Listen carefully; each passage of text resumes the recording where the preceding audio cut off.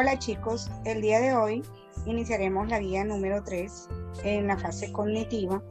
Les daré las debidas explicaciones en cuanto a esta enseñanza. La cadena alimenticia es un aporte de energía que se da constantemente, que proviene primeramente del sol y que pasa por algunos factores bióticos a otros a través de una cadena trófica, que es también conocida como cadena alimenticia. Los factores de un ecosistema que tienen vida son los seres vivos. En este esquema que está aquí dibujado, les estoy presentando los factores bióticos que pueden intervenir en un ecosistema, como es, si estamos en un ecosistema acuático, serían los animales acuáticos como los peces, y si estamos en un ecosistema terrestre, serían los animales que se encuentran en la selva o en el bosque. Y si hablamos de animales o microorganismos, aquí vemos algunas bacterias. Como les había dicho, la cadena alimentaria es un paso de energía y a la vez esa energía son nutrientes que se traspasan de un ser vivo a otro por medio de la alimentación. La cadena alimentaria está formada por una serie de individuos que se encuentran organizados de manera lineal, donde cada uno se alimenta del que le antecede, o el antecesor o el anterior, y le sirve de alimento al que sigue. Cada nivel de la cadena se llama eslabón, que eso lo observamos aquí en esta figura.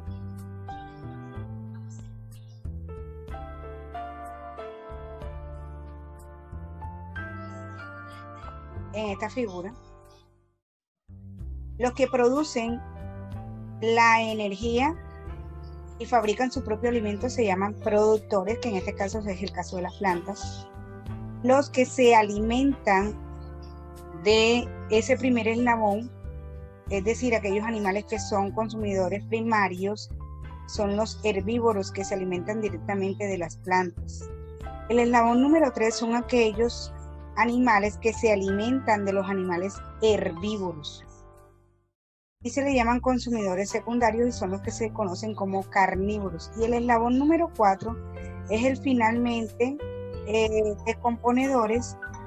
Son los animales que cuando mueren o son cazados por otros, las bacterias actúan en su descomposición y estos nutrientes vuelven nuevamente a la tierra. Recordemos que las bacterias hacen unos procesos que hacen que las carnes de los animales se descompongan, y estas a su vez sirven de nutrientes o de abono o compost al suelo para que vuelvan a surgir nuevamente los productores, es decir, las plantas. Me faltaría por decirles de estos acá que el primer eslabón son los llamados autótrofos. Como ya se los expliqué, son los seres capaces de producir su propio alimento.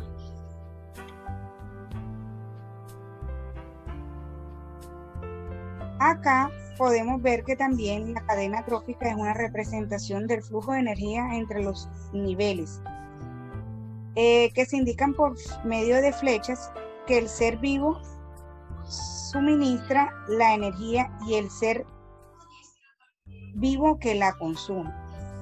Es decir, este conejo le suministra la energía a la águila, y el águila a su vez se come y caza también al zorro. Y así sucesivamente. Aquí podemos ir observando de qué se alimenta y quién le suministra la energía a cada quien. La pirámide trófica es la representación que muestra la variación que hay en la energía en los distintos niveles.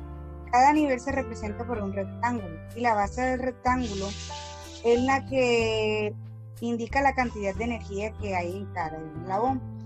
La energía está concentrada en los productores, puesto son ellos los que fabrican primordialmente la energía, y de ahí en adelante siguen los consumidores primarios, los consumidores secundarios y así sucesivamente hasta que se termine la pirámide. Siempre los productores se van a encontrar en la base porque ellos son la base de la pirámide. Recordemos de que de ellos parte la cadena alimentaria. Listo, muchachos. Esa ha sido la explicación de la fase cognitiva. Entremos a la fase expresiva. En la modelación vamos a marcar con una X, hay una tabla y usted va a identificar cuáles son los seres vivos autótrofos y cuáles son los heterótrofos y cuáles son seres no vivos y seres vivos. Por ejemplo, si en esta fase ustedes van a observar que hay una tabla. Y en la tabla van a clasificar si son seres vivos o no vivos. Y si clasifican, y a la vez vamos a clasificar si son autótrofos o heterótrofos. Vamos a leer el encabezado. El Chocó se encuentra en la región más rica de pescados de río y de mar, debido a su amplia red fluvial en la cual vive una interesante variedad de peces. Sus costas son ensenadas y bahías más bellas de Colombia. Favorecen la proliferación de los platos de pescado y marisco, que constituyen la base alimenticia de la población autóctona y que gustan acompañar con plátano y yuca.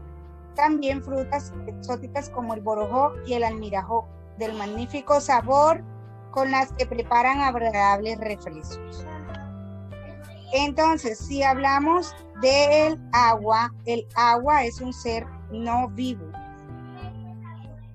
Si hablamos de libra y media de langostinos, es un ser vivo. Recordemos que los langostinos son animales y son heterótrofos. Si hablamos de camarones, son ser vivo y son heterótrofos. Si hablamos de corvinata o corvina o pargo rojo, un pez es un ser vivo y es heterótrofo.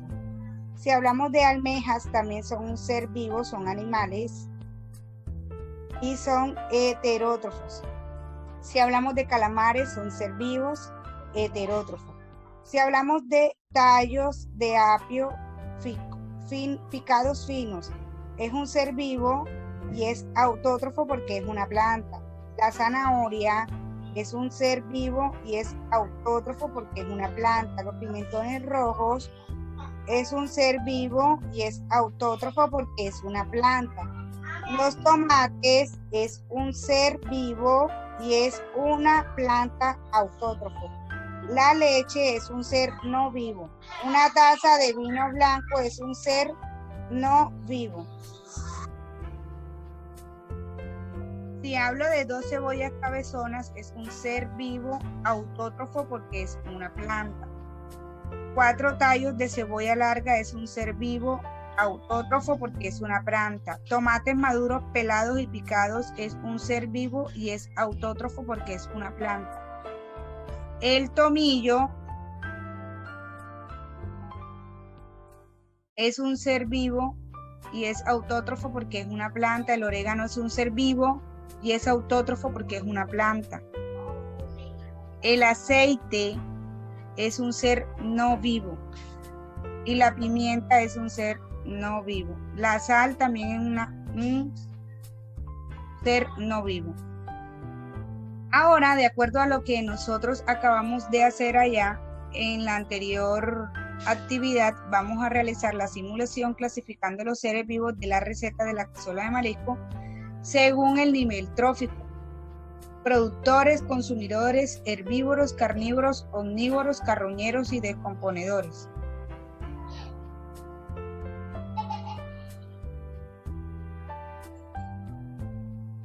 Acá, esta es la receta, los ingredientes. Con estos ingredientes vamos a ir ubicando acá. Por ejemplo, el primero, 9 tazas de agua. no está dentro de lo que nosotros debemos representar aquí. Entonces, los langostinos son herbívoros.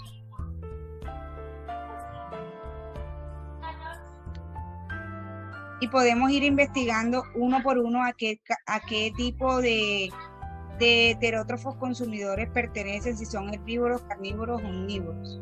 Esto lo podemos hacer desde casa, investigando. Llegamos a la parte que me interesa. En la parte de la ejercitación, esta imagen representa un ecosistema terrestre de selva tropical húmeda, y teniendo en cuenta el flujo de energía, nosotros vamos a construir una cadena alimenticia, la que nosotros escojamos. La escogemos, por ejemplo, si yo quiero coger que supongamos que este árbol sea un árbol de frutas, cualquier fruta, y entonces yo cojo el árbol y mi consumidor primario sería el mono, mi consumidor secundario sería el jaguar y mi consumidor terciario serían las bacterias. Y voy a representar mi cadena alimentaria mediante un dibujo en un octavo de cartulina, y vamos a hacer la debida explicación, colocándole también algunos conceptos de lo que son la cadena alimentaria. Por ejemplo, usted va a empezar hablando de a qué corresponde los productores, a qué corresponde el consumidor primario, a qué corresponde el consumidor secundario, a qué corresponden los descomponedores y va explicando según su cadena alimentaria que usted dibujó. Todo esto lo vamos a hacer lo vamos a evaluar mediante Zoom. Yo les voy a enviar el encuentro y lo vamos a exponer en la clase. El que no pueda exponerlo en la clase, me manda un video de su exposición por medio de WhatsApp, Classroom o por medio de correo electrónico. Que tengan buena tarde.